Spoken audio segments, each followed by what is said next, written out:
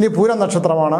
ഗുണകരമായ അനുഭവങ്ങളുണ്ടെങ്കിലും സ്ഥാപന ജംഗമ വസ്തുക്കൾ നഷ്ടപ്പെടാനുള്ള സാധ്യത, അത് നഷ്ടപ്പെടാത്ത തരത്തിലുള്ള കാര്യങ്ങളാണ് ശ്രദ്ധിക്കേണ്ടത്. ബാംഗ്ലൂരിലേക്ക് പുറപ്പെടുമ്പോൾ റോഡിൽ വെച്ച് തൻ്റെ ജീവിതം വെടിഞ്ഞു പോകുന്ന ഒരു മനുഷ്യൻ, അവിടെ വെച്ച് മരണപ്പെട്ട ആളിൻ്റെ ചിതാഭസ്മമായിട്ട് വരുന്ന കാറിൽ കൂട്ടിയിടിച്ച് ആ പ്രേതാത്മാവ് ഈ മനുഷ്യനെ കൂടെ കൊണ്ടുപോകുന്നു. നമസ്കാരം. 4-5 ദിവസം മുറിപ്പാലത്തടി മാടന്തമ്പുരാൻ ക്ഷേത്രത്തിൽ ഫലങ്ങൾ പറഞ്ഞു, ദുഃഖങ്ങൾ കേട്ടു. പരിഹാരങ്ങളുണ്ടോ എന്ന് ചോദിച്ചാൽ പരിഹാരങ്ങളില്ല.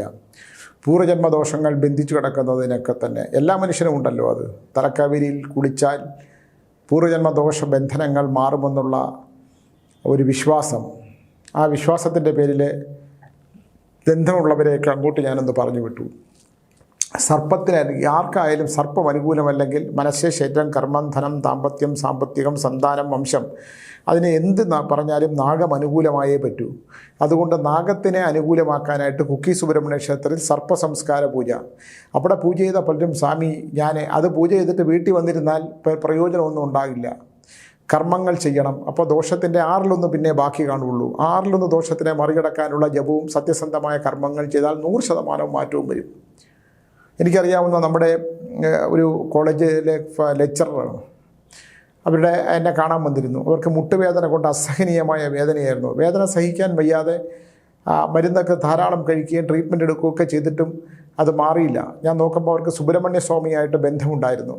അവരുടെ കുടുംബത്തിലെ സുബ്രഹ്മണ്യ സ്വാമിയായിട്ട് ബന്ധമുണ്ടായിരുന്നു. അപ്പോൾ ഞാൻ പറഞ്ഞു, ഒരു കാര്യം ചെയ്യൂ, അമ്മയുടെ ഒരു സുബ്രഹ്മണ്യ സ്വാമി ബന്ധത്തിന് ഞാൻ പറഞ്ഞു, ഒരു 13 വീടുകൾ കാവടി എടുത്ത് ഭിക്ഷ എടുക്കുക.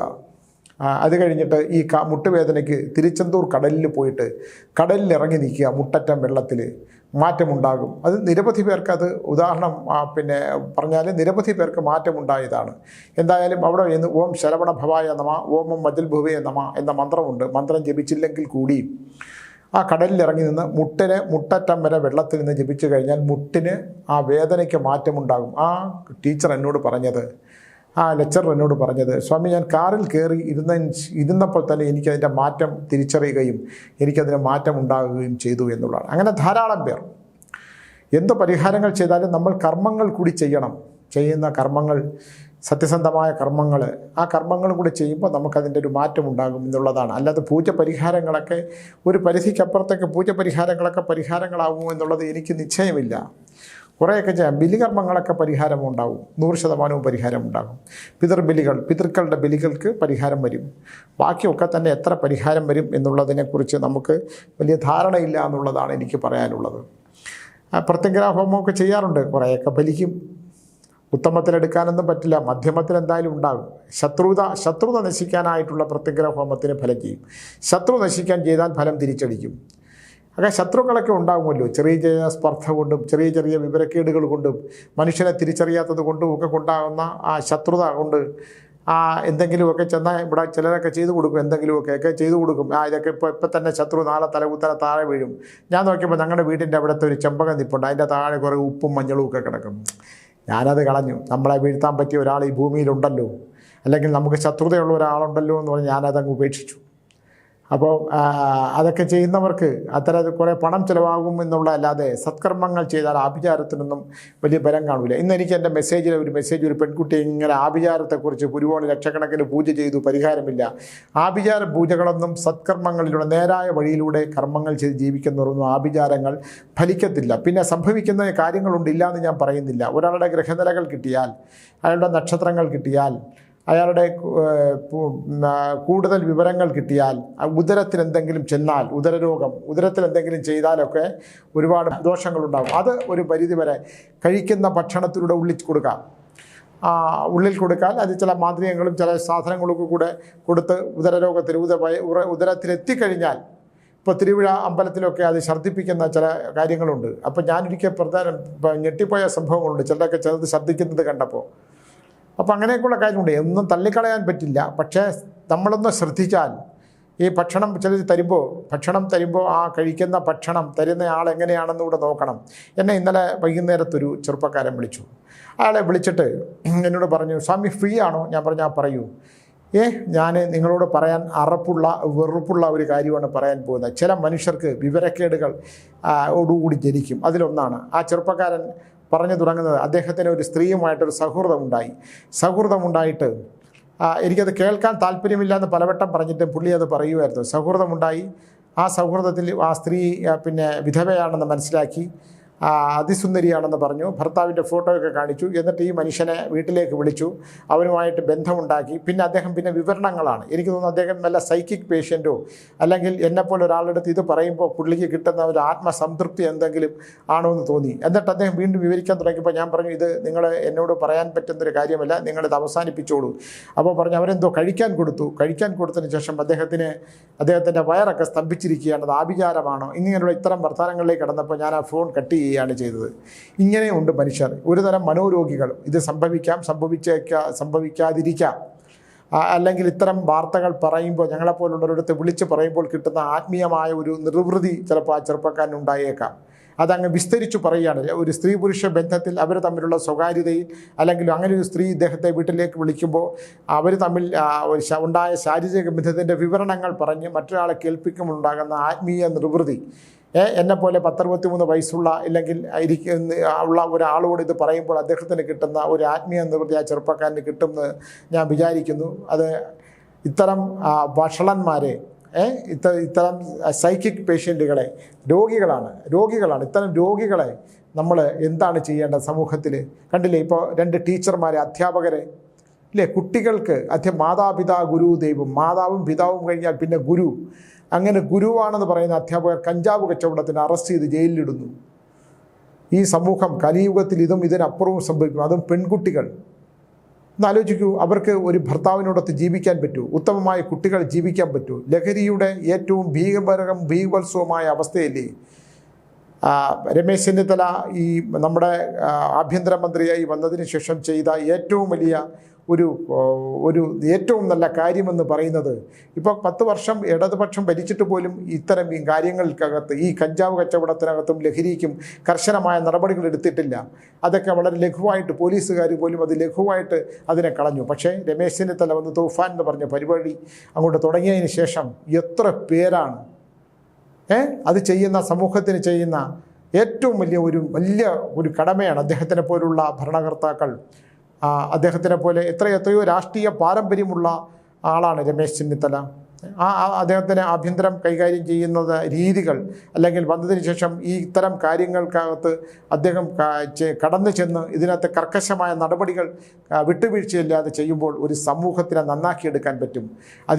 അതിഭീകരമായ സാമ്പത്തിക പ്രതിസന്ധിയിലാണ് കേരള ഗവൺമെൻറ്റെന്ന് ഈ അടുത്ത കാലത്ത് അതുമായിട്ട് ബന്ധപ്പെട്ട ഒരാളോട് പറഞ്ഞു.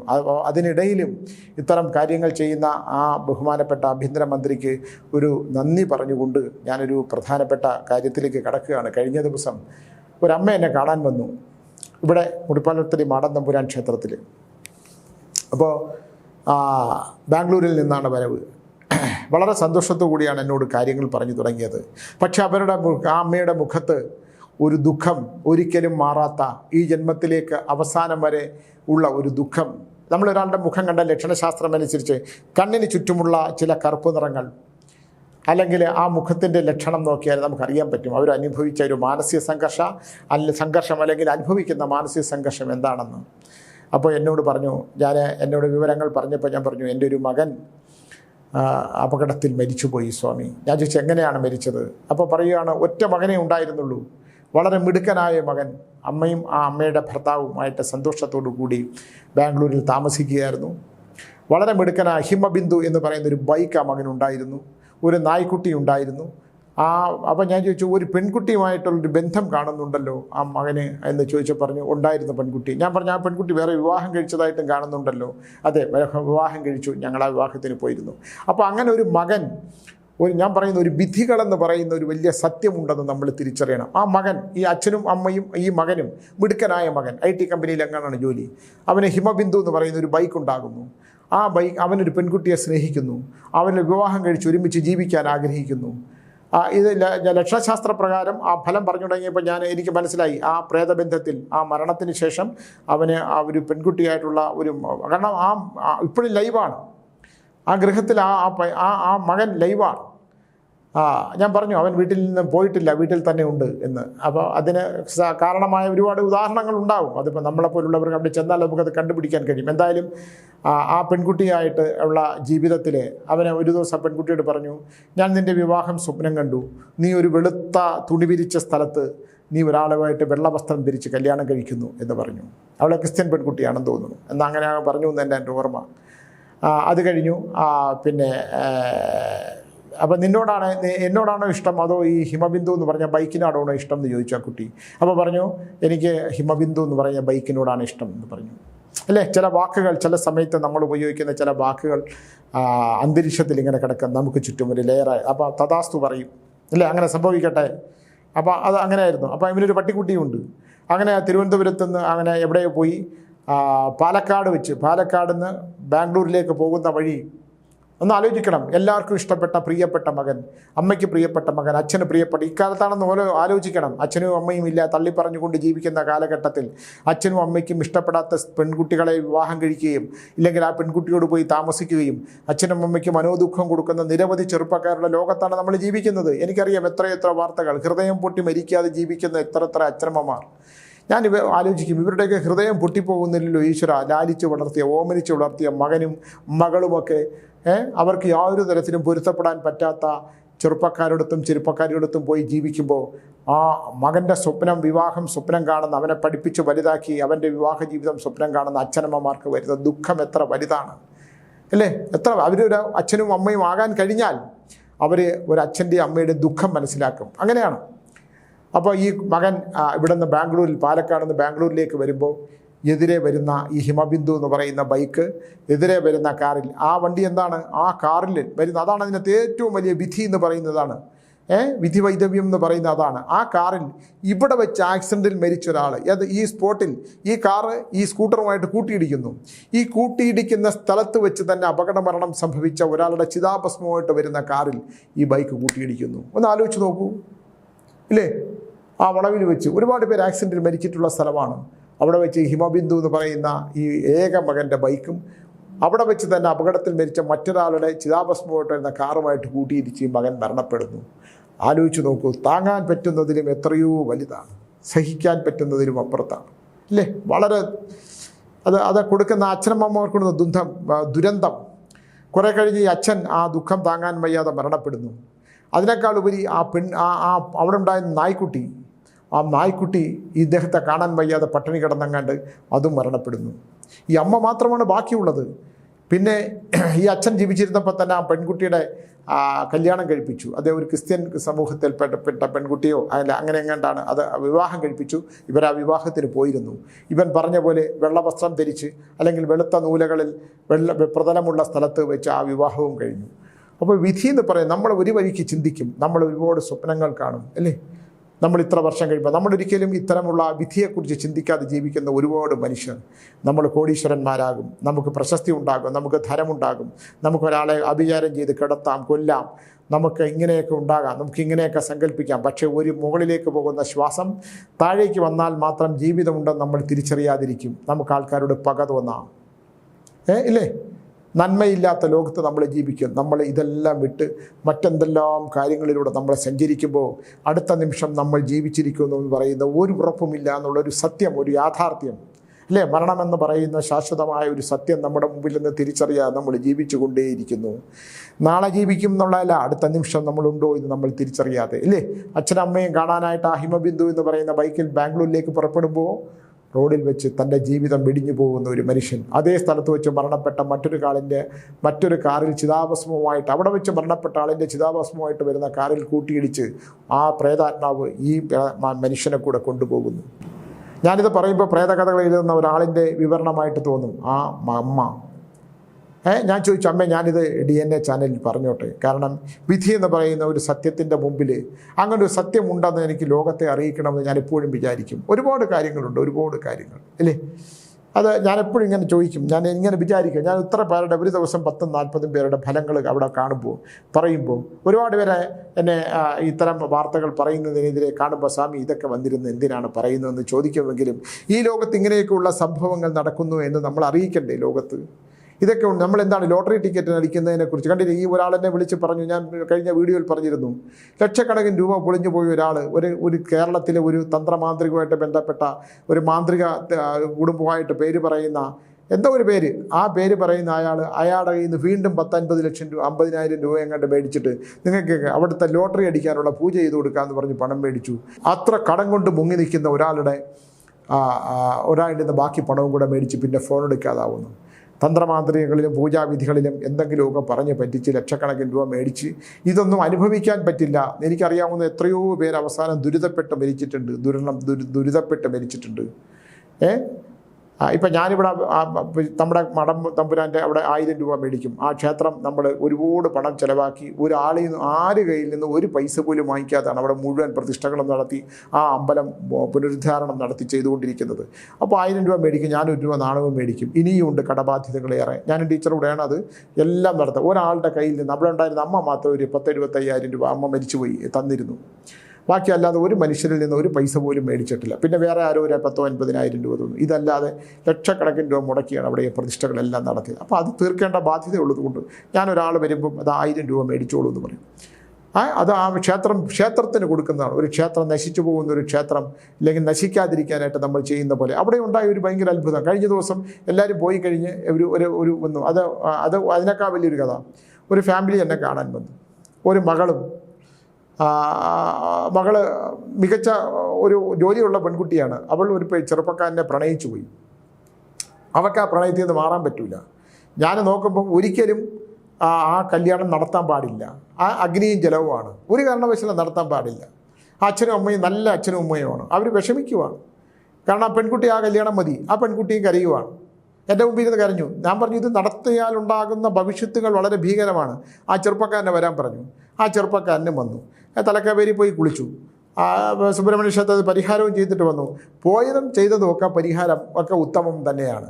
അപ്പോൾ ഉത്തമമാണെങ്കിൽ വിവാഹം നടക്കാൻ പറ്റുമോ? പക്ഷേ ആ പോയതിൽ ഉത്തമമുണ്ട്. പക്ഷേ ജാതകപ്രകാരം അല്ലെങ്കിൽ ഗ്രഹനില പ്രകാരം അല്ലെങ്കിൽ വിധി പ്രകാരം ഒരു കാരണവശാലും ഇത് ചേടാൻ പോയില്ല. അഗ്നിയും ജലവുമാണ്.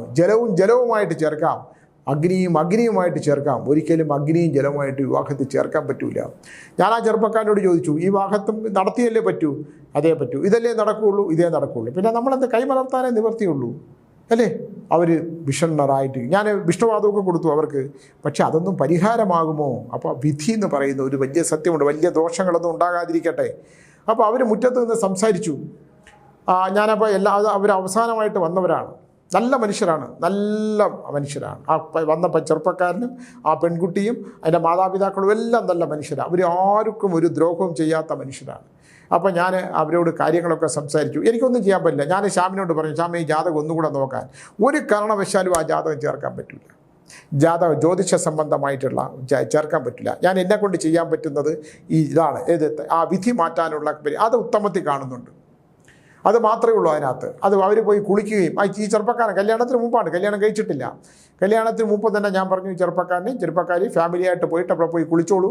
അതിൻ്റെ വിധി മാറണമെങ്കിൽ നിങ്ങൾക്ക് ആ വിവാഹം നോക്കാം. പക്ഷേ എൻ്റെ മനസ്സിലുണ്ടാകുന്ന ഒരു ഭയം, എനിക്കെപ്പോഴും എൻ്റെ മനസ്സിലുണ്ടാകുന്ന ഭയം ഉത്തമമാവാത്ത വിവാഹ ബന്ധങ്ങളിൽ ജനിക്കുന്ന സന്താനങ്ങളെ അനുഭവിക്കാനുള്ള യോഗത്തെക്കുറിച്ച് എനിക്ക് വലിയ ഭയമുണ്ട്. കാരണം ഞാൻ ഈ കുട്ടികളെ അനുഭവിക്കാൻ പറ്റാത്ത അച്ഛനമ്മമാരുടെ ജാതകം നോക്കുമ്പോൾ ഒരു കാരണവശാലും ജ്യോത്സ്യന്മാർ ചുമ്മാ എഴുതി കൊടുക്കും. ഇത് കുഴപ്പമില്ല, ഇത് മദ്യപമാണ്, ഇത് ചേർത്തോളൂ എന്ന് പറഞ്ഞ് എഴുതി കൊടുക്കും. യഥാർത്ഥത്തിൽ അവരുടെ പൂർവ്വജന്മം നോക്കണം. ഈ നക്ഷത്രവും നാളുകളും മാത്രം ഇതൊന്നും കൃത്യമല്ല. ഇത് അവിടുത്തെ പ്രസവിക്കുമ്പോൾ നേഴ്സ് പറയുന്ന സമയം അല്ലെങ്കിൽ അവിടുത്തെ ആശുപത്രിക്കാർ പറയുന്ന സമയം വെച്ച് ഒരു ഉദ്ദേശ സമയം വെച്ച് എടുക്കുന്നതാണ്. ഒരു സെക്കൻഡ് പോലും മാറിയാലുണ്ടാകുന്ന മാറ്റമുണ്ട്. ഒരു ഉദ്ദേശ സമയം വെച്ചിട്ട് ഇത് എഴുതുന്ന ജാതകങ്ങൾക്കെല്ലാം പ്രശ്നമുണ്ട്. അത് നല്ലവണ്ണം ഗണിച്ചും നോക്കിയൊക്കെ ചെയ്തില്ലെങ്കിൽ ദൈവം തരുന്ന ജീവിതം നമുക്ക് താറുമാറായി പോകില്ലേ? ജീവനില്ലെങ്കിൽ നമ്മളൊന്നും അറിയത്തില്ല. ഉണ്ടോ? ജീവനുണ്ടെങ്കിൽ, സ്പർശം നമുക്കറിയാൻ പറ്റുന്നുണ്ടെങ്കിൽ നമ്മൾ ഈ ഭൂമിയിലെ ദുഃഖങ്ങൾ മാത്രമേ അറിയുള്ളൂ. സുഖം എന്ന് പറയുന്ന ഒരു അവസ്ഥ എനിക്കറിയാൻ വയ്യ. എന്താണ് സുഖം? ഉറങ്ങുമ്പോൾ നമുക്ക് സുഖകരമായി ഉറക്കം പറ്റും. പക്ഷെ അത് നമ്മൾ അറിയുന്നില്ലല്ലോ. നമ്മൾ ഈ ബോധതലത്തിലൊന്നുമല്ല. ഉറങ്ങുമ്പോൾ നമുക്ക് സ്വപ്നങ്ങൾ ഉണ്ടാകും. ആ സ്വപ്നവും പിന്നെ ഉണരുമ്പോൾ നമ്മൾ മറന്നു പോകും. ഇതാണ് ഇതിനകത്തുള്ളത്. ഇങ്ങനെയുള്ള ഒരുപാട് കാര്യങ്ങൾ മനുഷ്യൻ്റെതായിട്ടുള്ള കാര്യങ്ങൾ മനുഷ്യൻ്റെ ജീവിതമായിട്ട് തികഞ്ഞ് പറഞ്ഞു. ഇപ്പോൾ കാക്കയെക്കുറിച്ചിട്ടുള്ള ഞാൻ കാക്കയെക്കുറിച്ച് പറഞ്ഞു, കഴിഞ്ഞ ദിവസം ചെമ്പോത്തിനെക്കുറിച്ച് പറഞ്ഞു, ഉപ്പനെക്കുറിച്ച് പറഞ്ഞപ്പോഴും ആൾക്കാർ വിളിച്ച് പറയുന്ന കഥകൾ നമ്മൾ കേട്ട് കഴിഞ്ഞാൽ നടുങ്ങിപ്പോവും. നമ്മൾ ജീവിക്കാൻ ശ്രമിക്കുമ്പോൾ, നമ്മൾ ജീവിതമായിട്ട് മുമ്പിലോട്ട് പോകുമ്പോൾ നമുക്ക് ചുറ്റുമുള്ള കാര്യങ്ങൾ ഇങ്ങനെയുള്ള കാര്യങ്ങളും കൂടെ ഇവിടെ സംഭവിക്കുന്നുണ്ട്. അത് നമ്മൾ അറിയണം എന്നുള്ള. പിന്നെ ചെറുപ്പക്കാരോട് എനിക്ക് പറയാനുള്ളത്, മാതാപിതാക്കൾ നിങ്ങളെ വളർത്തിയെടുത്ത് വലുതാക്കി അവരുടെ നിങ്ങൾക്ക് ഈ മാംസവും ഒക്കെ തന്ന് ചിന്തയും ധൈര്യവും മസിലും ഒക്കെ തന്ന അച്ഛനമ്മമാരുടെ മാനസികാവസ്ഥ, അവരുടെ ശാരീരികമായിട്ടുള്ള അവസ്ഥ ദുർബലമാവുമല്ലോ. ഇവരൊക്കെ മക്കൾ വളർന്നു കഴിയുമ്പോൾ ശാരീരികാവസ്ഥ ദുർബലമാവും. അവരുടെ മനസ്സിൻ്റെ ശാന്തി വളരെ പ്രധാനമാണ് എന്നുള്ളതെന്ന് മക്കളായിട്ട് ജീവിക്കുന്നവർ അല്ലേ, അച്ഛനമ്മമാർ ജീവിച്ചിരിക്കുമ്പോൾ അവരെത്ര കാലം ജീവിക്കും? അവർക്ക് രോഗദുരിതങ്ങളുണ്ടാകും, ഒരുപാട് മാനസിക പ്രശ്നങ്ങളുണ്ടാകും, അങ്ങനെ ആയിരിക്കും അവർ വളർത്തിയ കടബാധ്യതകളുണ്ടാകും. ഇതൊന്നും പൂജ കൊണ്ട് ഒരു പരിധിവരെ പരിഹരിക്കാൻ പറ്റുള്ളൂ. അപ്പം ഇത്തരം കാര്യങ്ങളൊന്ന് നോക്കണമെന്നാണ് എനിക്ക് പറയാനുള്ളത്. ശ്രദ്ധിക്കണം അല്ലേ? അത് പറയാനേ ഇതൊക്കെ ചെറുപ്പക്കാർക്ക് രക്തം തിളയ്ക്കുന്ന കാലത്ത് ഇതൊന്നും പറഞ്ഞാൽ ആമിക്ക് ഭ്രാന്ത് വല്ലതുമൊക്കെ പറഞ്ഞു തരും, ഒന്നും കാര്യമൊന്നുമില്ല, ദൈവമുണ്ടോ, ദൈവമൊന്നുമില്ല, എന്ത് ദൈവം എന്ന് ചോദിച്ചു പോകുമ്പോൾ ഒരനുഭവം വരുമ്പോൾ മാത്രമാണ് നമുക്കതിനെക്കുറിച്ച് മനസ്സിലാക്കാനും പഠിക്കാനും പറ്റുന്നത്. അപ്പോൾ ഞാനിത് ഒരുപാട് വിഷയങ്ങൾ ഈ കഴിഞ്ഞ ദിവസം ഞാൻ അവിടെ പറഞ്ഞ 5 ദിവസം ഇരുന്നവരിൽ നിന്ന് കിട്ടിയ ഒരുപാട് വിവരങ്ങളുണ്ട്, ഒരുപാട് കാര്യങ്ങൾ. അതെല്ലാം ഒരുമിച്ച് പറയാൻ പറ്റില്ല. എന്നാലും ഇനി പൂരം നക്ഷത്രമാണ്.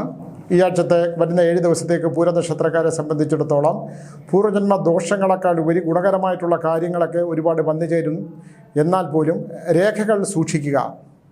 ഒപ്പിടുന്ന അല്ലെങ്കിൽ പൂർവികമായിട്ടുള്ള നമ്മുടെ പ്രമാണങ്ങൾ, നമുക്കുണ്ടായിരുന്ന രേഖകൾ നഷ്ടപ്പെടാതെ സൂക്ഷിക്കേണ്ട ഒരു കാലഘട്ടമാണ്. നമ്മുടെ ബാങ്കിലൊക്കെ വെച്ചിരിക്കുന്ന രേഖകൾ നഷ്ടപ്പെടാതെ നോക്കുക, വീട്ടിൽ വെച്ചിരിക്കുന്ന രേഖകൾ നഷ്ടപ്പെടാതെ നോക്കുക, അല്ലെങ്കിൽ നഷ്ടപ്പെടാനുള്ള സാധ്യത രേഖകൾ നഷ്ടപ്പെടാത്ത. നമ്മൾ പണയം വെച്ചിട്ടുണ്ടെങ്കിൽ ആ പണയത്തെ രസീതൊക്കെ ഒന്ന് സൂക്ഷിച്ച് വെക്കണം. പണയം അടച്ചിട്ടില്ലെങ്കിൽ, സ്വർണം പണയം വെച്ചിട്ടുണ്ടെങ്കിൽ ആ പണയം അടയ്ക്കാനായിട്ടുള്ളൊരവസ്ഥ നമ്മൾ നോക്കണം. ഇല്ലെങ്കിൽ അത് നഷ്ടപ്പെടാനുള്ള സാധ്യത. പൂരനഷ്ടം, സ്വർണ്ണനഷ്ടം, മനസ്സ്, ശരീരം, കർമ്മം, ധനം, ദാമ്പത്യം, സാമ്പത്തികം, സന്താനം, വംശം ഇതൊക്കെ ഉണ്ടെങ്കിൽ പോലും ഗുണകരമായ അനുഭവങ്ങളുണ്ടെങ്കിലും സ്ഥാപന ജംഗമ വസ്തുക്കൾ നഷ്ടപ്പെടാനുള്ള സാധ്യത, അത് നഷ്ടപ്പെടാത്ത തരത്തിലുള്ള കാര്യങ്ങളാണ് ശ്രദ്ധിക്കേണ്ടത്.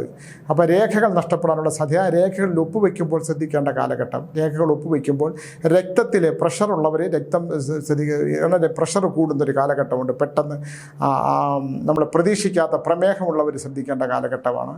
അങ്ങനെയുള്ള രോഗദുരിതങ്ങൾക്ക് ഈ കർക്കിടക മാസം വരെ ഒന്ന് ശ്രദ്ധിക്കണം. 7 ദിവസത്തെ ഫലങ്ങളാണെങ്കിൽ പോലും ഈ കർക്കിടകം മൊത്തത്തിലുള്ള ഫലങ്ങൾ എടുക്കുമ്പോൾ മാതാപിതാക്കൾ രോഗാവസ്ഥയിലാണെങ്കിൽ അവരെ പോയി ദർശിക്കുന്നതും അവരുടെ രോഗവിവരങ്ങൾ അന്വേഷിക്കുന്നതും, ശത്രുത വല്ലതും ഉണ്ടെങ്കിൽ ആ ശത്രുത വെടിഞ്ഞ് അവരെ സ്നേഹത്തോടെ മാതാപിതാക്കളോട് ചേർന്ന് നിൽക്കുന്നതൊക്കെ, ഈ നമ്മൾ ഒരു അമ്പലത്തിൽ പോയി പ്രാർത്ഥിക്കുന്നതും നമ്മുടെ നേട്ടങ്ങൾക്ക് പ്രാർത്ഥിക്കുന്നതും മാതാപിതാക്കളുടെ അനുഭവവും പൂർവികളുടെ അനുഭവവും ഒരു തലമുറയ്ക്കപ്പുറത്തുള്ള മനുഷ്യരുടെ മുത്തശ്ശന്മാരൊക്കെ ജീവിച്ചിരിപ്പുണ്ടെങ്കിൽ പലരും കാണില്ല. എന്നാൽ പോലും അവരുടെ സുഖവിവരങ്ങൾ അന്വേഷിക്കുകയും അവർക്ക് എന്തെങ്കിലും വസ്ത്രം ദാനം ചെയ്യുന്നതും അല്ലെങ്കിൽ അവർക്ക് ആവശ്യമുള്ളത് വാങ്ങിക്കൊടുക്കുന്നതും രോഗവിവരങ്ങൾ അന്വേഷിക്കുന്നത് പോലും ദർശിക്കുന്നത് പോലും അത് പുണ്യമായി തീരുന്ന ഒരു കാലഘട്ടമാണ്. പിന്നെ രണ്ടാമതൊന്ന് ചിന്തിക്കാനുള്ളത്, വാഹനങ്ങൾ യാത്ര ചെയ്യുമ്പോൾ ഒന്ന് ശ്രദ്ധിക്കണം. വാഹനങ്ങളിൽ അപകടങ്ങൾ ഉണ്ടാകാനുള്ള സാധ്യതയുണ്ട്. അശ്രദ്ധമായി വാഹനം ഓടിക്കുകയാണെങ്കിൽ അത് പെനാൽറ്റി ഉൾപ്പെടെയുള്ളത്, ധനനഷ്ടം ഉണ്ടാകുന്നത് ഉൾപ്പെടെ വാഹനത്തിന് നാശം സംഭവിക്കുകയും ശാരീരികമായിട്ടുള്ള മൃത്യുവൊന്നും സംഭവിക്കില്ല, പക്ഷേ അപകടങ്ങൾ ഉണ്ടാകാനുള്ള സാധ്യതയുള്ളതുകൊണ്ട് ഈ നക്ഷത്രക്കാലം ഒന്ന് ശ്രദ്ധിക്കുന്നതായിരിക്കും. ഇവരുടെ ദാമ്പത്യത്തിലുണ്ടാകുന്ന ചില കുഴപ്പങ്ങളും മക്കളിൽ നിന്നുണ്ടാകുന്ന ചില ദോഷങ്ങളും, മക്കളിൽ നിന്നുണ്ടാകുന്ന, കാരണം പ്രതീക്ഷയ്ക്ക് വിപരീതമായി മക്കൾ ചില കാര്യങ്ങൾ പെരുമാറും. അപ്പോൾ അത് വേറെ ഒന്നുമില്ല, ഈ കർക്കിടക മാസത്തോടുകൂടി അത്തരം പെരുമാറ്റ ദൂഷ്യങ്ങൾക്കുള്ളൊരു മാറ്റം നമുക്ക് പ്രതീക്ഷിക്കാം. ഈ മക്കളെക്കുറിച്ചിട്ടുള്ള ഒരുപാട് കാര്യങ്ങൾ അച്ഛനമ്മമാർ ദുഃഖത്തോടെ വിളിച്ച് പറഞ്ഞ് കേട്ടുകൊണ്ടിരിക്കുന്ന ഒരാളാണ് ഞാൻ. അപ്പോൾ എല്ലാ മാതാപിതാക്കൾക്കും, എല്ലാ നക്ഷത്രത്തിലുള്ള മാതാപിതാക്കൾക്കുമാർക്കും മക്കളുണ്ടെങ്കിൽ ദുഃഖം കൊടുക്കാതിരിക്കാൻ മക്കളുടെ ഒന്ന് ശ്രദ്ധിക്കണമെന്ന് പറഞ്ഞുകൊണ്ട് നിർത്തുന്നു. നന്ദി, നമസ്കാരം.